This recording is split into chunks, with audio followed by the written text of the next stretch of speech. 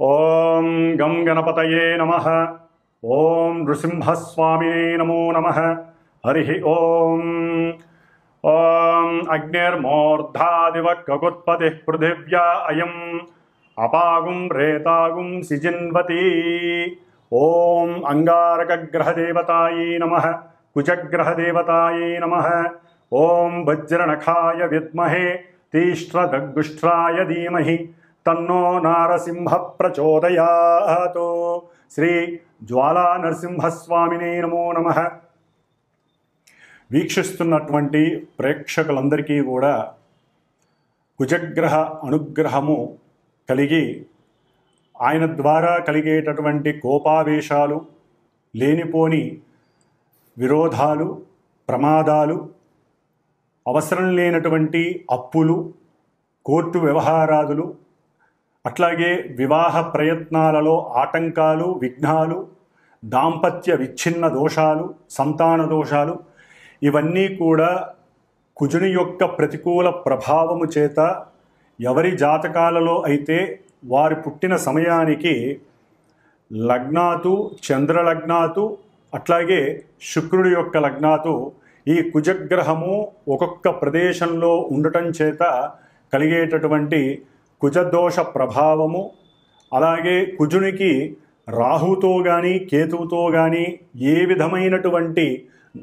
సంబంధము కలిగినప్పటికీ, అంటే దృష్టి సంబంధము, నక్షత్ర సంబంధము, ఒకే రాశిలో కలిసి ఉన్నటువంటి సంబంధము వలన కలిగేటటువంటి సర్పగ్రహ దోషాలు, పితృమాతృ శాప దోషాలు అన్నీ కూడా తొలగిపోయి, మరి ఇప్పుడు కుజుడున్నటువంటి మారినటువంటి రాశి ప్రకారము కుజుడు ఈ 28వ తేదీన జూలై 28వ తేదీ 2025వ సంవత్సరము మరి మిత్రరాశి అయినటువంటి సింహరాశిలోంచి మిత్రుడైనటువంటి కేతువుతో కలిసి ఉన్నటువంటి కుజుడు కొన్ని రాశుల వారికి ఇప్పుడు అన్ని రకాల ఇబ్బందులని కలుగజేసినప్పటికీ ఇప్పుడు కన్యారాశి శత్రురాశిలోకి ఆయన ప్రవేశిస్తున్న ఈ సందర్భంలో మరి కుజగ్రహ అధిష్టాన దేవత మొన్నటి వరకు సుబ్రహ్మణ్యేశ్వర స్వామి అయితే కన్యారాశికి అధిపతి అయినటువంటి బుధగ్రహము కాబట్టి ఈ బుధగ్రహ రాశిలోకి, భూతత్వపు రాశిలోకి ఈ కుజుడు ప్రవేశించడం చేత సాధ్యమైనంత వరకు ఎవరైతే ఇన్ని రకాల సమస్యలు, ఇబ్బందులు పడుతున్నారో వారందరూ కూడా లక్ష్మీ నరసింహస్వామి కానీ, ముఖ్యంగా జ్వాలా నరసింహస్వామిని కానీ ఏదో రకంగా ప్రదక్షిణ రూపంలో కానీ, లేకపోతే స్వామివారిని దర్శించి మరి నేత్ర రూపకంతో కానీ, లేదా ఓం జ్వాలా నరసింహస్వామినే నమః అనేటటువంటి మంత్రాన్ని లోపల ఉచ్చరించుకుంటూ ఉండటం చేత వారికి కలిగేటటువంటి కుజగ్రహ ప్రతికూలతలు, బాధలు, ఇబ్బందులు తొలగిపోయి మరి ఈ యొక్క కన్యారాశి అనేటటువంటిది మామూలుగా మన యొక్క జ్యోతిష్య శాస్త్రంలో, భచక్రంలో, అంతరిక్షంలో మేషరాశి నుంచి 6వ రాశిగా చెప్పబడుతోంది. అంటే క్రయ విక్రయాదులలో విక్రయ అనుభూతిని కలుగజేస్తూ ఉంటుంది. అంటే ట్రాన్స్పోర్ట్కి సంబంధించిన విషయాలలో అమ్మటాన్ని తెలియజేసేటటువంటి పరిస్థితిని కలుగజేస్తుంది. మరి అట్లాగే ఈ యొక్క 6వ రాశి ముఖ్యంగా శత్రువులని, రోగాలని, అట్లాగే రుణాలని అంటే అప్పులని కూడా వృద్ధి చేసేటటువంటి స్థానముగా చెప్పబడుతోంది శాస్త్రరీత్యా. అయితే దీంట్లో మరలా పాజిటివ్గా సేవక అంటే వృత్తి స్థానము. మరి ప్రతి మనిషి బతకడానికి ఏదో ఒక వృత్తిని ఎంచుకోవాలి, లేదా ఎవరో ఒకరి దగ్గర సేవ చేసుకుంటూ బతకాలి. దాన్నే వృత్తి స్థానముగా కూడా చెప్తారు. అట్లాగే ఏ మనిషి అయినా సరే, ఎవరినైనా సరే ఎదిరించాలన్నా, అట్లాగే చదువుకునేటటువంటి విద్యార్థులు ఎవరైనా సరే వ్రాత పరీక్షలు కానీ, ఓరల్ పరీక్షలు కానీ, అంటే మాట్లాడటం ద్వారా, వాదన చేయటం ద్వారా, ముఖ్యంగా లాయర్లు కావచ్చు, ఎవరైనా కావచ్చు, మరి ఎవరైనా కానీ ఈ యొక్క 6వ స్థానములో ఉన్నటువంటి గ్రహాలను బట్టి వారి యొక్క పరిస్థితులు ఆధారపడి ఉంటాయి. అంటే ఆ యొక్క వృత్తిలో అనుకూలతలు, వృద్ధి, రాసేటటువంటి ఎగ్జామ్సు, లేకపోతే ఇంటర్వ్యూల్లో విజయం సాధించాలన్నా కూడా చివరికి గర్భవతులు ప్రసవించే సమయంలో కూడా ఈ 6వ భావము చాలా చాలా ముఖ్యమైనటువంటి పరిగణనలోకి తీసుకునేటటువంటి స్థానముగా భావముగా చెప్పబడుతోంది శాస్త్రరీత్యా. మరి ఈ యొక్క ఆరోభావము కన్యారాశి అవటం ద్వారా మేనమామలని సూచిస్తుంది, వాళ్ళతో తగవులని సూచిస్తుంది, విరోధాలని ప్రమాదాలని సూచిస్తుంది. అట్లాగే ఏదైనా ప్రమాదం జరిగినప్పుడు దానికి మందు ఉండాలి కాబట్టి ఇది ఔషధాలని, ఆరో స్థానము, అట్లాగే డాక్టర్స్ని అంటే వైద్యులని సూచించేటటువంటి స్థానము. అంటే ఔషధ మూలికలు లేకపోతే డ్రగ్స్ అంటాం, అంటే మన యొక్క మందులు, అది శరీరానికి ఏ ఇబ్బంది కలిగినా వేసుకునేటటువంటి మందులుగా ఈ యొక్క ఆరో స్థానాన్ని దానికి ప్రతీకగా చెప్తూ ఉంటారు.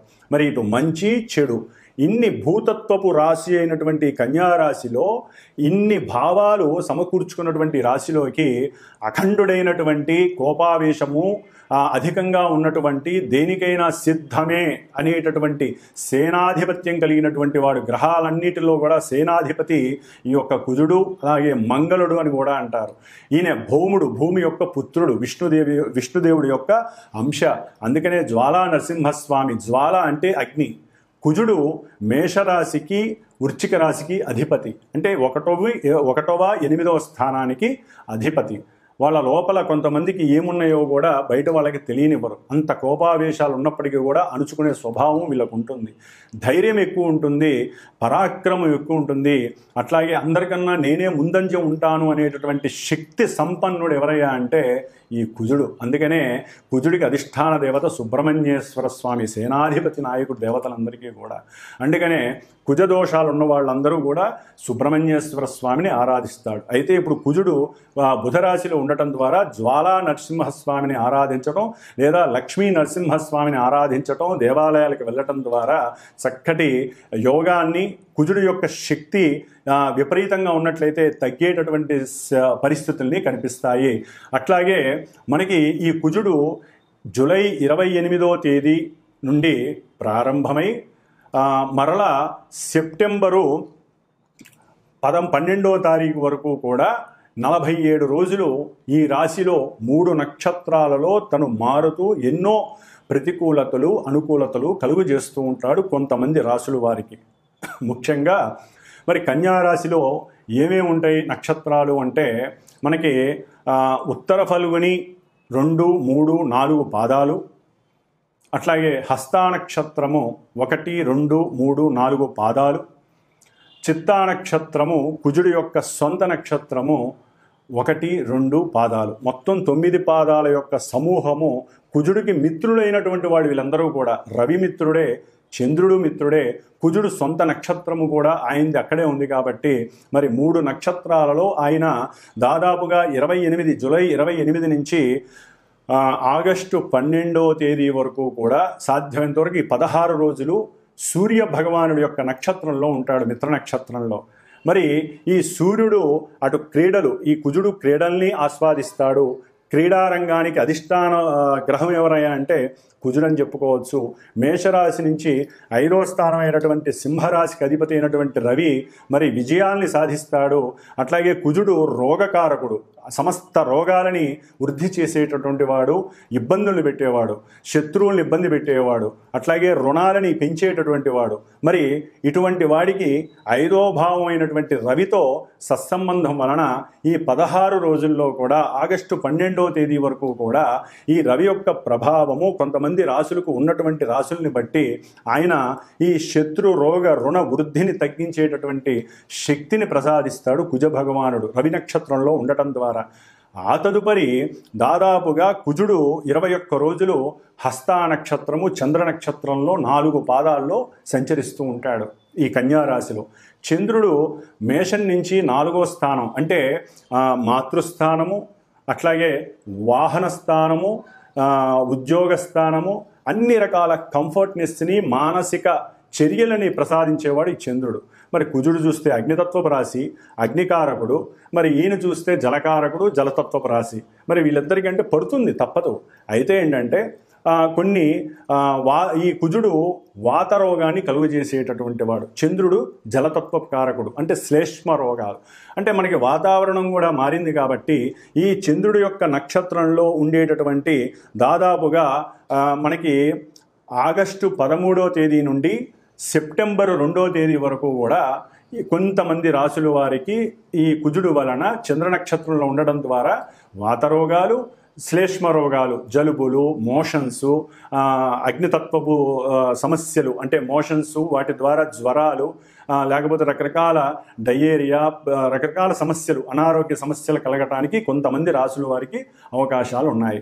ఆ తదుపరి సొంత నక్షత్రంలోకి ఆయన సెప్టెంబర్ 3వ తేదీ నుండి సెప్టెంబర్ 12వ తేదీ వరకు దాదాపుగా 10 రోజులు ఆయన సొంత నక్షత్రంలో ఉండి కన్యారాశిలో సంచరించే సమయంలో కొన్ని విపరీతమైనటువంటి చేష్టలు, ఇబ్బందులు, ప్రమాదాలు, గాయాలు, లేకపోతే శరీరం మీద కాస్త లేనిపోని పుండ్లు, వాటిల్ని వ్రణములు అంటారు. ఇలాంటి ఎన్నో రకాలైనటువంటి అనుభూతులు కలిగడానికి కొన్ని రాసుల వారికి అవకాశాలు ఎక్కువగా ఉన్నాయి. మరి ఈ కుజుడు మహాబల పరక్రమశాలి, మంచి చేతనత్వం కలిగిన వాడు, అంటే నేను దేనికైనా సిద్ధమే అనేటటువంటి వాడు శత్రు రాశిలో ఉండటం ద్వారా ఈయనకి కొంచెం ఫాస్ట్గా మాట్లాడటం వేరు, దాంట్లో అతిగా వాదించటం, ఆయన అవతలవాడు మాట్లాడుతుంటే ఈయనకి వినే స్వభావం లోపించి, ముఖ్యంగా కుజ నక్షత్రాలు ఏవైతే ఉన్నాయో, అంటే కుజ నక్షత్రాల్లో ఎవరైతే మృగశిర నక్షత్రం కావచ్చు, చిత్తా నక్షత్రం కావచ్చు, ధనిష్ఠా నక్షత్రం, ఈ 3 కుజ నక్షత్రాలు ఆయన యొక్క అధీనంలో ఉంటాయి. అట్లాగే కుజరాశులు మేషము, వృశ్చికము, ఈ 2 రాశుల వారు కుజుడు యొక్క అనుసంధానంలో పనిచేస్తూ ఉంటాయి ఈ రాశుల వారు. అట్లాగే ఇప్పుడు ప్రజెంట్ వారి యొక్క జన్మజాతక రీత్యా ఎవరికైనా సరే కుజ మహర్దశ, కుజ అంతర్దశ, విదశ, సూక్ష్మ ప్రాణదశలు ఎవరికైతే నడుస్తూ ఉంటాయో వారు కూడా ఈ కుజుడు యొక్క ఈ కన్యారాశిలో కుజుడు పరిభ్రమించే ఈ యొక్క నక్షత్రాలలో జన్మజాతకంలో ఆ నక్షత్రాలు వారికి ఉపయోగాన్ని ఇస్తాయా, నిరుపయోగాన్ని ఇస్తాయా, సమస్యలను కొని తెస్తాయా, సమస్యలను నివృత్తి చేస్తాయా, ఇన్ని రకాలుగా జన్మజాతకంలో ఉన్నటువంటి పొజిషన్స్ని గోచారంలో ఉన్నటువంటి ఈ గ్రహము ఇందాక చెప్పినటువంటి వాళ్ళందరికీ కూడా బ్యాలెన్స్ చేసుకుంటూ ఎంతోమంది విద్యావంతులు, జ్ఞానమూర్తులు ఉన్నటువంటి ఈ జ్యోతిష్య శాస్త్రంలో వారిని మీరు గనక సంప్రదించినట్లయితే వారికి కలిగే సమస్యలకి సరైనటువంటి పరిష్కార మార్గాలు ఎంచుకొని ఈ 47 రోజుల్లో ఆ సమస్యల యొక్క ఉద్ధృతిని తగ్గించుకొని ఆ జ్వాలా నరసింహస్వామి, లక్ష్మీ నరసింహస్వామి అనుగ్రహాన్ని ఏదో హోమరూపకంగా కానీ, పూజల రూపకంగా కానీ, కుజగ్రహ జప దాన హోమాదుల ద్వారా కానీ ఎన్నో రకాలుగా పరిష్కరించుకునే అవకాశము మీరే తీసుకోవాలి. ముఖ్యంగా కుజుడు వివాదాలు, భూ వివాదాలు కావచ్చు, గృహ సమస్యలు కావచ్చు, గృహం నిర్మాణంలో ఉన్నప్పుడు పడిపోవటం కానీ, లేకపోతే గృహం నిర్మాణంలో ఉన్నప్పుడు శత్రువుల వలన అది పనులు ఆగిపోవడం, ఎన్నో సంవత్సరాలు బట్టి ఆగిపోవటం, లేకపోతే రుణాలు వృద్ధి చెందడం, కడుతున్న కొద్దీ ఇంకా రుణాలు పెంచుకుంటూనే పోతారే కానీ ఎవరూ కూడా మాట వినరు, అనుకున్న సమయానికి గృహాన్ని నిర్మించలేకపోవటం కానీ జరిగే అవకాశము, లేదా పాతకాలం అంటే పూర్వీకుల యొక్క గృహాల గురించి, అయితే వాళ్ళ యొక్క స్థలాల గురించి అన్నదమ్ములు, మరి కుజుడు అన్నదమ్ములకి కారకుడు, మరి ఈ కుజగ్రహం ఈ స్థానంలో ఉండటం ద్వారా అన్నదమ్ముల మధ్య అర్థాలు పోయి అపార్థాలు, వివాదాలు, గొడవలు, ఒక్కోసారి ఈ కుజుడు పనిముట్లకి సాధకుడు, అంటే కత్తులు, గొడ్డళ్ళు, కొడవళ్ళు, తుపాకీలు, ఇంకా ఒకటి కాదు ఎన్నైతే అస్త్రాలు ఉంటాయో, అది ఆపరేషన్స్కి వాడేటటువంటి అస్త్రాలు కావచ్చు, మనకి వరి నాట్లు, పొలాల్లో మరి కుజుడు పొలాలు అంటే వ్యవసాయానికి మూలకారకుడు, ట్రాక్టర్లు కావచ్చు, లేకపోతే ఏదైతే పదునుగా ఉంటుందో, ఏదైతే అవతల వ్యక్తిని బాధించేటటువంటి అస్త్రంగా ఉంటుందో వీటన్నిటికీ కుజుడు వహిస్తాడు, ఆయనే కారకత్వం వహిస్తాడు.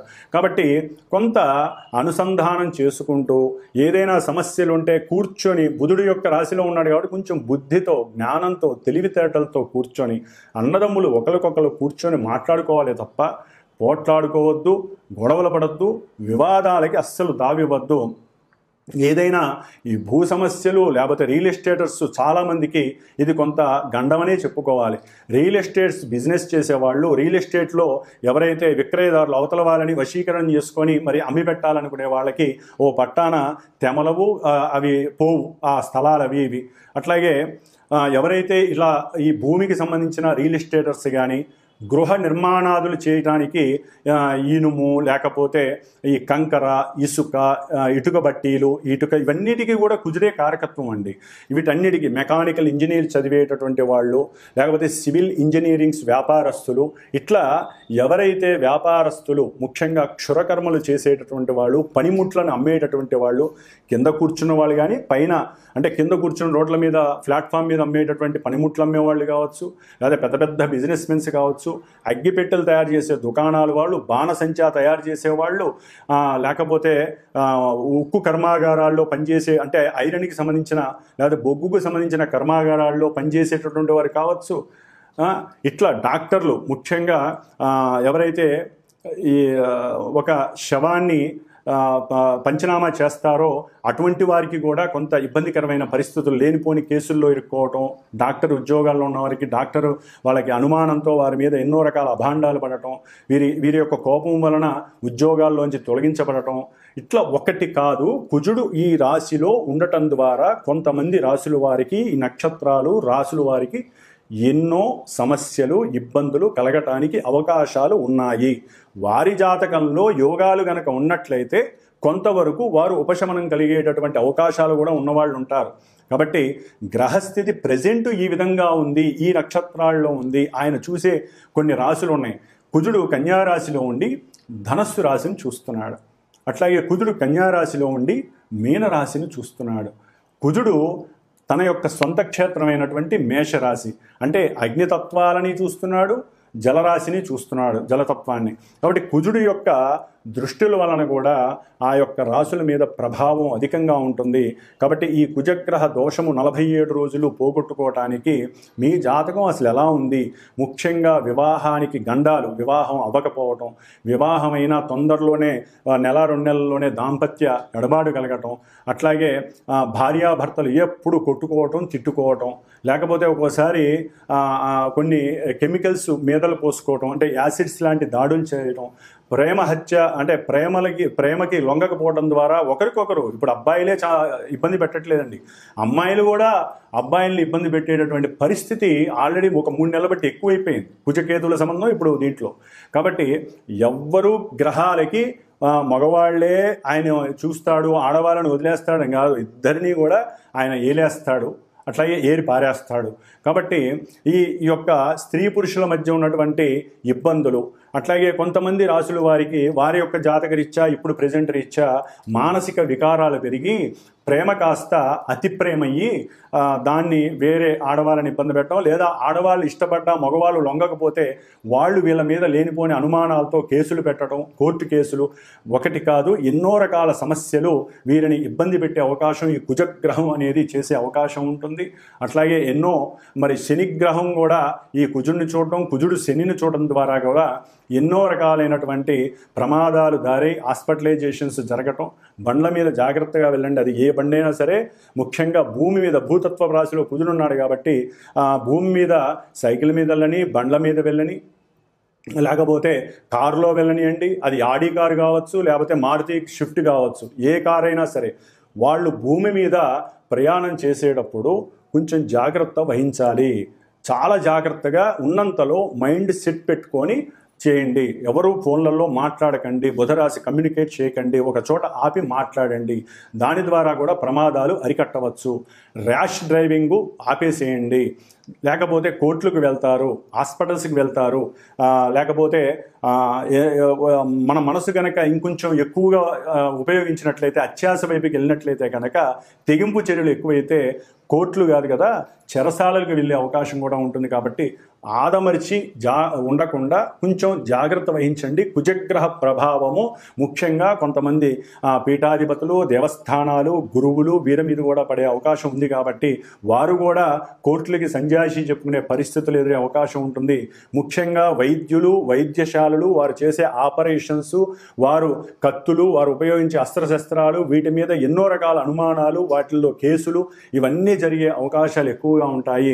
కాబట్టి సంతాన సమస్యలు, వివాహ సమస్యలు, గొడవలు, భూ వ్యవహారాదుల్లో సమస్యలు, ఇట్లా కుజగ్రహానికి సంబంధించిన ఏ సమస్యలు ఉన్నా సరే జన్మజాతకాలలో కానీ ప్రజెంట్ వారి యొక్క జన్మరాశులకి, నక్షత్రాల వారికి ఉత్తములైనటువంటి కొంతమంది జ్ఞానాన్ని సముపార్జన చేసినటువంటి జ్యోతిష్కుల్ని సంప్రదించుకొని వాటికి తగ్గ కంపల్సరీ దోష పరిహారాలు చేయించాల్సిందే. శాస్త్రం ఒకటే చెబుతోంది, ఈ యొక్క గ్రహాల గురించి వినేవాళ్ళు అదృష్టవంతులు. వినటమే కాదు, వాడికి తగ్గట్టుగా ఓపిక ఉన్న వాళ్ళు ఓపికన్నంత పరిహారాలు చేసుకోమని చెబుతోంది.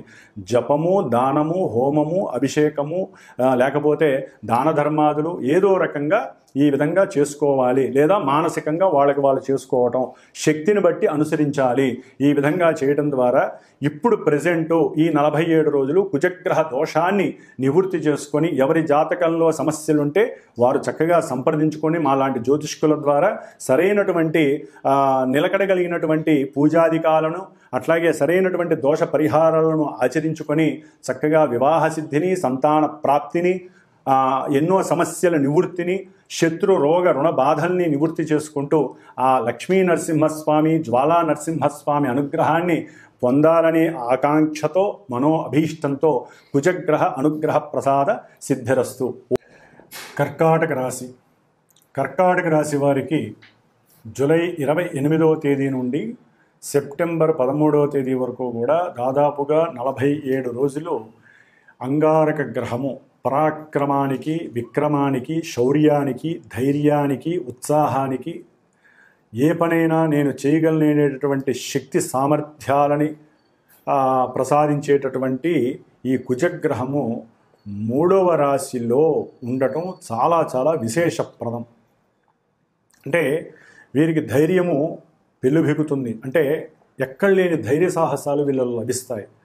ఎన్ని అప్పులున్నా సరే తీర్చేస్తారు. అంటే సంతానపరంగా ఏదైనా ఉద్యోగరీత్యా వీరు అప్పులు చేస్తుంటే అవి తీర్చే శక్తి 47 రోజుల్లో వీరికి కలగడానికి జాతకం ద్వారా వీరికి అవకాశం ఉండే అవకాశం 100% ఉంటుంది. అట్లాగే ముఖ్యంగా సంతానపరమైనటువంటి శుభవార్తలు వింటారు. అంటే సంతానం లేనటువంటి స్త్రీ పురుషులు, భార్యాభర్తలు ఎవరైతే ఉంటారో వారు సంతానానికి సంబంధించినటువంటి శుభవార్త, అంటే గర్భం దాల్చడం స్త్రీలు, దాని ద్వారా ఆ కుటుంబంలో బంధుమిత్రాదులు కావచ్చు, అన్నదమ్ములు కావచ్చు, అక్క చెల్లెలు వాళ్ళకి చెప్పుకోవడం ద్వారా వారు ఆనందపడటం. సరే, కొంతమంది దాన్ని ఈర్ష్యగా కూడా, ఎందుకంటే అందరికీ సంతానం ఉండకపోవచ్చు, సంతానం ఉన్నా సరిగ్గా ఉండకపోవచ్చు, వారు కొంత అసూయ ఈర్ష్యలు పడే అవకాశాలు కూడా ఉండే అవకాశాలు ఉంటాయి. అది మనకు అనవసరం. ఎవరైతే సంతోషాన్ని పరిపూర్ణంగా మనకి అందజేస్తారో మాటల రూపకంగా, కళ్ళ రూపకంగా, చేత రూపకంగా తెలియజేస్తారు. అట్లానే అందరూ పరిపూర్ణంగా అనుకూలంగా ఉన్నట్టు కాదు. కానీ మనం ఏదైతే స్వీకరిస్తామో, మన మనసు ఏదైతే నిర్మలంగా ఉంచుకుంటామో ఆ మనిషి ఎప్పుడూ కూడా ఆ నిర్మలత్వం అనేది ఆ మనిషికి ఆరాలాగా, అంటే ఒక దైవత్వాన్ని నిరూపిస్తూ ఉంటుంది. దైవత్వాన్ని ఆరాగా స్వీకరించి నడుపుతూ ఉంటుంది. కాబట్టి ప్రతి మనిషి ముందు నాకు నేను కరెక్ట్గా ఉన్నాను. ఈర్ష్య, అసూయ, ద్వేషాలకి కారకుడు, ద్వేషాలకి ఈ కుజుడు కారకుడు. మరి అవే కదండి, ఈర్ష్య ఉన్నా, ద్వేషం ఉన్నా లేనిపోని కలహాలు పుడతాయి. లోపల మరి కుజుడు ఎవరు? అగ్నితత్వ కారకుడు. లోపల మరుగుతుంది లావాలాగా. లావా కూడా కుజగ్రహమే. కొండల్లో నిక్షిప్తమైనటువంటి లావా, మరి కొండలన్నా కూడా ఈయనే మహానుభావుడు, అడవులన్నా ఈయనే. అడవుల్లో కార్చిచ్చు ఎవడో ఒకటి తట్టుకోలేడు. పచ్చగా చెట్లుంటే వాటి లేస్తాడు ఒక అగ్గిపుల్ల. లేకపోతే అవసరం లేని కొన్ని అలవాట్లు ఉన్నవాళ్ళు ఆ పీకలు అక్కడ వేస్తారు. దాని ద్వారా ఏమవుతుందండి, చక్కగా పచ్చగా ఉన్నటువంటి ఎన్నో వనాలతో కూడుకున్నటువంటి, చెట్లతో కూడుకున్నటువంటి పొదలు కావచ్చు, లేకపోతే లోపల మంచి వ్యవసాయ భూములు కావచ్చు, అడవులు కావచ్చు, పర్వతాలు కావచ్చు, పర్వతాల మీద ఉన్న చెట్లు కావచ్చు, ఇవన్నీ చక్కగా పచ్చదనంతో వెళ్తే తట్టుకోలేరు.